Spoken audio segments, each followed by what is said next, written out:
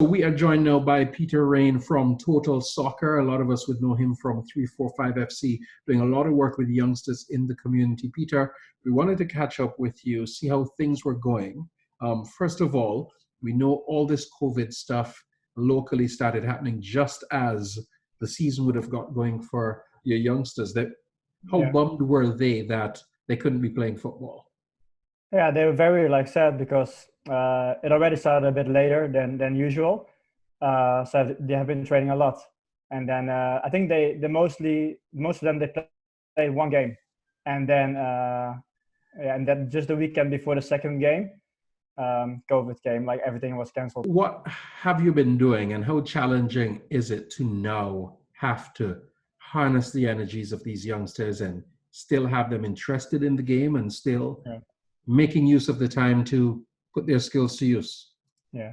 Luckily, we had the most children with us for a longer time, and they have been coming to us because they are motivated, kind of from themselves, and they have families that help them and so on. The most of them, of course. So it's 50-50. For some children, it works where we send in daily challenges where we perform the skill ourselves. We keep 3 levels per day, and then they send the videos back to us as coaches. We give feedback. We split a competition to it. So every challenge takes 2 weeks. It goes from dribbling to passing to turning skills, juggling. Every technical aspect we're trying to cover, because the rest, the gameplay, what we normally try to cover in training, we simply cannot do. So then we're also trying to enforce some strength training and SAQ, so speed, agility, and quickness for the older children. And this is how we keep on trying to build and keep them motivated. That's all we can do. And you're being forced to do this using video platforms and do all of this. How much of a challenge is it to make this switch? The training stage, it's technical training that we focus on. We're trying to, our goal here is to create a strong fundamental technical ability for all the children, that when they go off to college or wherever it is, they can demonstrate they are capable of being a dominant player wherever they go. That's why we try to create for the children. So we see it as a period where they can actually improve a lot because they have more time. What led you guys to make the decision to say, you know what, kids are going to be home. They're going to be doing, some of them are going to be doing homeschooling, but the football isn't going to stop. At what point did you say, hey, we could make the most out of this situation? Because we didn't invent the wheel. I don't know how you say it in English, but we didn't invent everything ourselves. We are coaches from from Europe. We have befriended coaches everywhere. So of course we're looking at other countries as well, and a lot of professional clubs in Holland, for example, even the biggest ones, are facing the challenges of motivating, because the kids usually play a game every weekend, and now they don't. So how do you keep the children interested and motivated? So it was simple. We just wanted to keep them they need to practice. So how we have approached it, also in the evaluations we do to basically get feedback from the children and give them feedback again after they do the skills by video call, for example. We just actually paint a picture of did your long-term goal change? Where do you want to be in 5 years? And that goal shouldn't change because of the lockdown, because you can still work on it every day. It's just a little setback. So we painted the picture and we said, well, you have a couple of options. You're either gonna do less because you're not interested, or you don't like it as much maybe, or you're gonna do the same amount of time that you normally do in training, or you're actually gonna do more because you're already missing out. For some, it really clicked. Some are doing same. Some have trouble because they really like playing because of their friends. That's why we're now introducing the Zoom sessions, where we get the friends together, where we train them with 5 on the screen. You cannot make everybody happy. Not everything works for everyone, but just trying to do our best to be ambassadors of the game. And they're enjoying themselves, most importantly. Yeah, it's really amazing to see that some of the children really picked it up.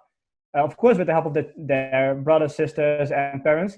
And they went from like, we have one boy that went from juggling, could maybe juggle 5-6 times, and now he sends us videos like every day, 30, 35, 40, and maybe he would have never done that if we would have been continuing as normal. But now he has the time and he realizes that.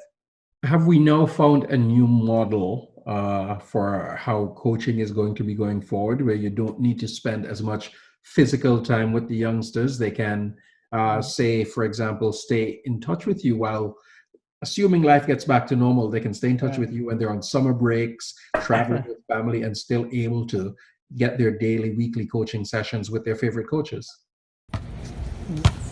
Maybe. Like, I hope it's not going to go this way, but partly we had feedback from our children that were even saying like, hey, if we go on a holiday, you know, like on Easter break normally, can we please keep the challenges going because we like them? And, you know, if we miss a week of training, we want to stay, you know, we want to maintain our skill level. On the other hand, like as coaches, you always keep in touch with former players. So all our coaches here are even still like in touch with players that now maybe play professional, whatever, and they still try to, you know, feed like from each other, like help each other. So yeah, I mean, we were already in a like virtual like world, but so I mean, we're all kind of still relatively young as coaches. So yeah, it's okay. And Peter, on a personal note, we are here dealing with the coronavirus situation in the Cayman Islands. For many of us, it's more so a bugbear and more so concern about things getting out of hand. But you're from the Netherlands, and the situation is much worse there. How are you coping? You're here every day, you're working hard and still dealing with family back home. What's family back home saying? Friends, family are concerned. Some friends are like, you know, they didn't take it serious. Some friends were home from the first day. We as like 305 and Total Soccer, we actually decided to stop everything before it actually stopped here because of seeing what was going on in the Netherlands. I was like, yeah, no. We 2 weeks before we actually stopped here, we were like not doing handshakes anymore, doing elbows. The kids had to wash their hands. Schools are doing it already, so it was easier because they already had the mindset to do it. But yeah, it's not a nice situation. We don't know what's gonna happen. Luckily, my mother, who's a bit older, I have her here. She was here. She's still here, and I'm not letting her go because I do think that Cayman did a good job compared to other countries, to be honest. So we're lucky to be here, to be honest. Now, yeah. Indeed, and Cayman is lucky to have someone like you here, Peter, working with the youngsters. Appreciate you taking the time to speak with us, and here's hoping that family elsewhere will be okay. Any parting words for us today? Yeah, for everybody that like plays any sports, I guess, or does anything, like, I mean, we have to like be creative, and like I'm doing the skills myself now. I mean, I like it, and I want to do it better every time. So any child that's playing, and you know, we see a lot of children in the PFL and the CIFA leagues. Yeah, just keep on practicing. Don't give up on whatever you are dreaming, whether it's college or professional. It doesn't stop now. Maybe you have more time to practice, so just go practice.